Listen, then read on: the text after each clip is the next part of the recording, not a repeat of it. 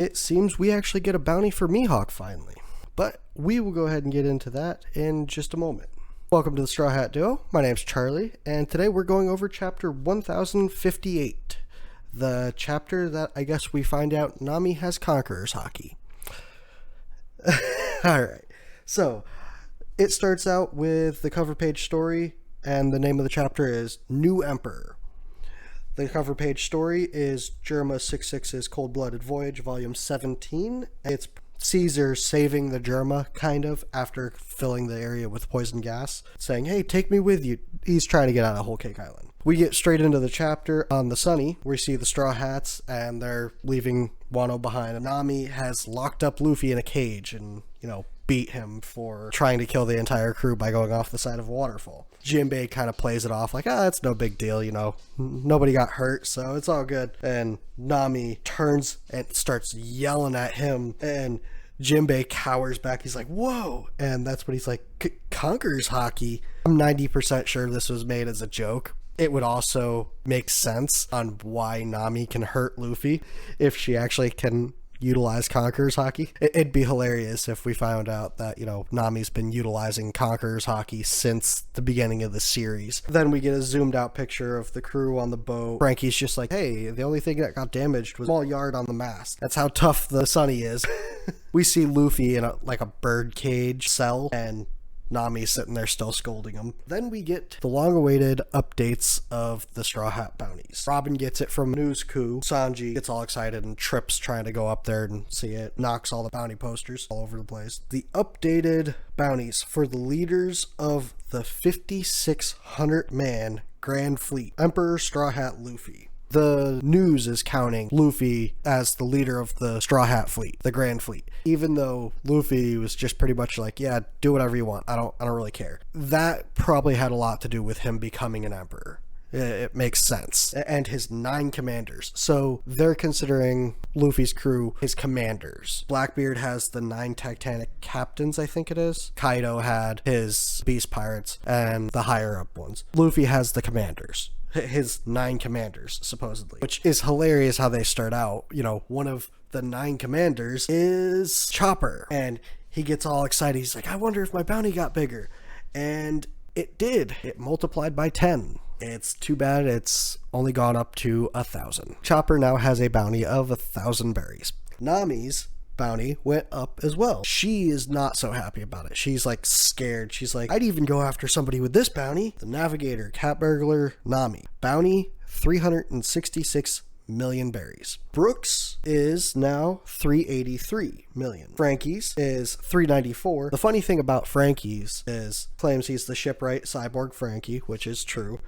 But the bounty poster isn't even of him. It's of the figurehead of the Sunny. So he's not even on his own bounty poster, which that's good for him. He's not even recognizable. Nobody will go after him. At the same time, he kind of wants a bounty. It's kind of a proud type thing. Usopp's bounty. Now, Usopp is terrified. Bounty of Sniper God Usopp is 500 million berries. Robin's bounty went up to 930 million. And she pretty much cheers up Chopper by giving him cotton candy.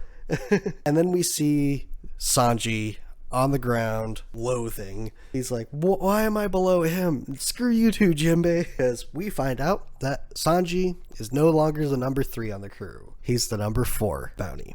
Cook, Blackleg Sanji, bounty, 1,032 million berries. Jinbei's bounty is only slightly lower than Zoro's. His bounty is 1,100 million. His title is Helmsman Jinbei, the Knight of the Sea. And then we see Swordmaster. Swordmaster? Huh. I thought he was always considered a swordsman. So he's considered a swordsmaster now. Unless I've just missed that previously. That's always possible. But Swordmaster, Pirate Hunter Zoro. Bounty, 1,100,000,1,100 berries. Which is just a ridiculous number. Why? I don't get it. I'm sure there's a pun on it. I don't know what it is. Maybe it's something in binary.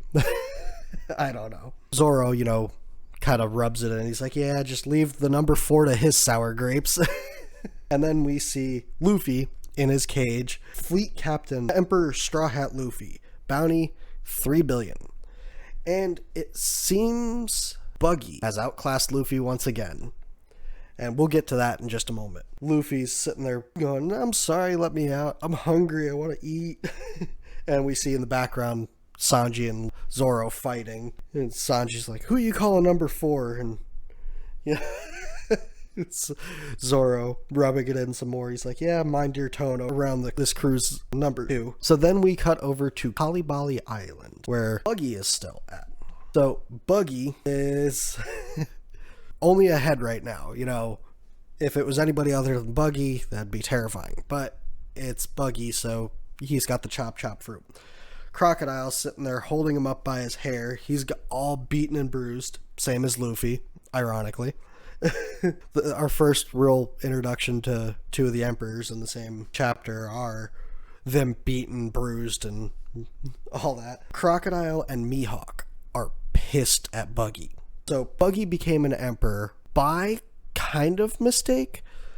Buggy was not the one that started the Cross Guild. It was Crocodile, and Crocodile teamed up with Mihawk to do this. So pretty much Crocodile came through, started blowing up the marine ships that were attacking Kalibali Island, and went aboard and pretty much went to collect the money that Buggy owed him. Buggy didn't have the money, and Buggy's like, well, how about this? How about I just, give the company to you and, I'll work for you. I'll work to the bone. Well, Crocodile eventually was just like, yeah, sure, whatever. It works. If it works, it works. We'll just do that. And Galdino, number 3, Mr. 3, he looks at Crocodile. He's like, oh, boss, it's nostalgic to be serving you again. And Buggy's like, wait, how could you turn on me? And he's like, yeah, I don't remember ever joining your crew officially. Either way, all of Buggy's crew is just like, oh, well, looks like we're going to be working under Crocodile, because Buggy's about to die. The way that Buggy became emperor is because the posters that were put out, the poster that we saw, I believe, last chapter, maybe the chapter before, of the Cross Guild, it made Buggy look like the leader. Buggy didn't intend that. Buggy was pissed about that. One of Buggy's workers made up the poster, and he's like, sorry, Buggy, I couldn't help but to make you look the best on it. And it made him look like the leader. Crocodile's pissed because Crocodile's like, I started this whole organization. What the hell? Why am I not considered the leader? Why am I not the emperor? Mihawk's just pissed off because he's like, I don't want to be looked at as working for Buggy. He's like, that's just embarrassing. We get a flashback of Mihawk getting called by Crocodile, being recruited. It just kind of pisses Mihawk off a little bit more, and he kind of glares at Buggy. And that's when Buggy pretty much remembers back to how it all happened. And we see Crocodile saving Buggy inadvertently. Crocodile's pretty much just hunting down Marines. That's what the Cross Guild does. When he shows up, Buggy's all freaked out. He's scared. He's like, oh God, he's worse than the Marines. He wants his money and I don't have it. And that's when he becomes Crocodile's worker. They're just generally pissed off because of the poster, because he got looked at as the leader. Buggy agrees to work for them and, do whatever, be the acting figurehead, not necessarily the figurehead, for the Cross Guild. And Mihawk at this point, he's like, you know what? It's probably not a terrible idea. We can just use him as a figurehead, and if things get a little dicey, we can just kind of throw him under the bus, and he could be a scapegoat, and we could get away. Crocodile's like, yeah, sure, I guess so, that makes sense. Mihawk's like, yeah, as long as I can live peacefully, I don't really care. During this whole flashback, we get to see a flashback of the Marine headquarters talking about Crocodile and Mihawk. This is where we get to see Mihawks Bounty. But we'll first start out with Crocodile's updated bounty, because this is the first time we've seen an active bounty for Crocodile in the entirety of the series. Crocodile had a frozen bounty before the series started.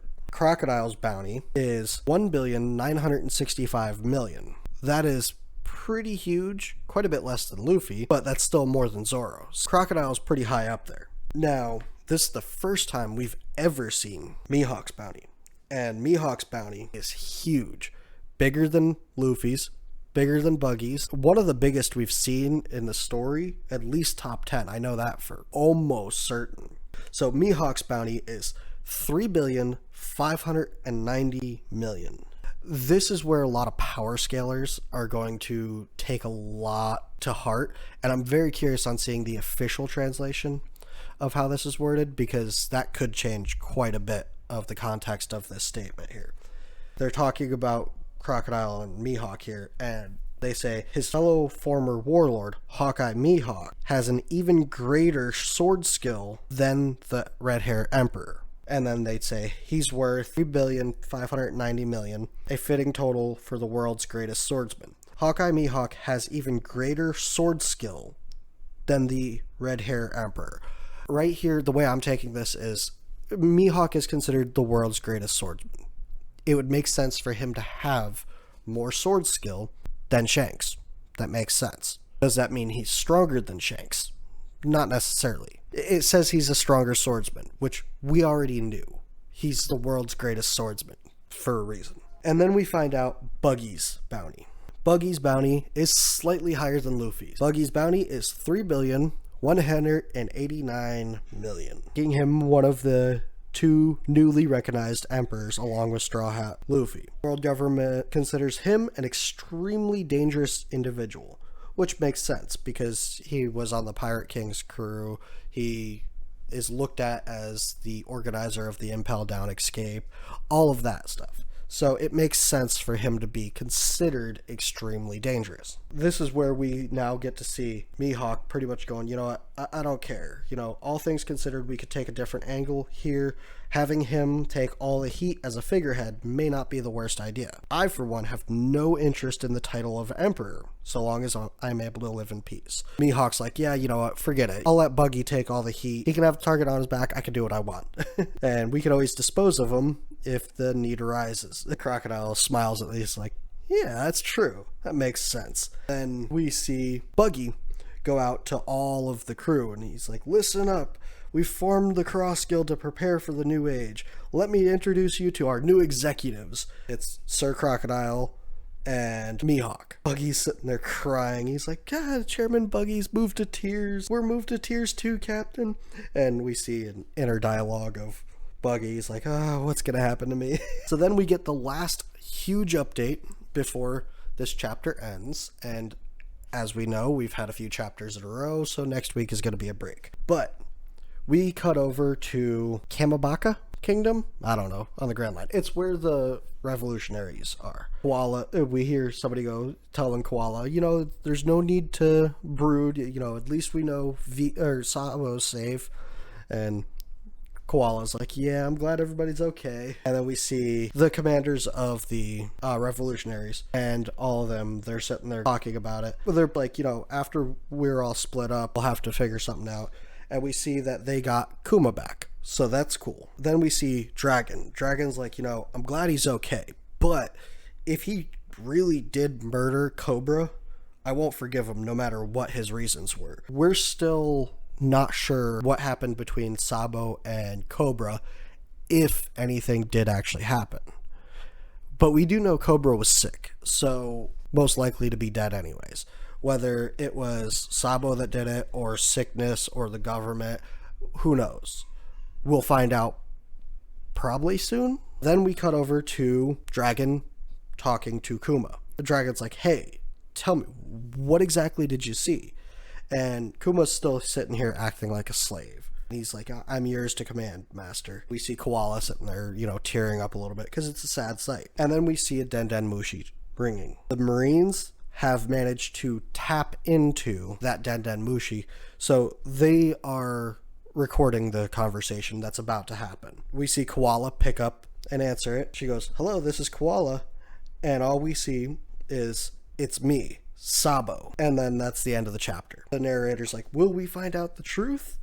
Break next week. This was the chapter that a lot of people were waiting for. Updated bounties, Mihawks Bounty, Crocodiles updated bounty, Buggy's updated bounty, tons of information about Kuma, information about the revolutionaries, what the Marines might have been doing. They know where the revolutionaries are, it seems. The only big update we didn't get was anything on Blackbeard and maybe Shanks, but we already got a big update about Shanks. That's cool. We've got a big update about Luffy and his bounties crew, Buggy and his crew. Yeah, I'm thinking next chapter we might get a bit of information about Blackbeard and what he's been up to. It's the only emperor that's kind of been left out of this last few whirlwind of chapters. I'm interested on what Blackbeard's updated bounty is. I doubt it's still the 2 billion. It's probably gone up to around the 3, maybe 4. You know, he could be looked at as even more dangerous than Buggy. That would be extremely interesting. So yeah, let me know what you guys think of it. Let me know if you guys think that Sabo actually killed Cobra or if it was, you know, just a setup. Let me know what you think Blackbeard's bounty is. And we'll see you in the next chapter. Bye.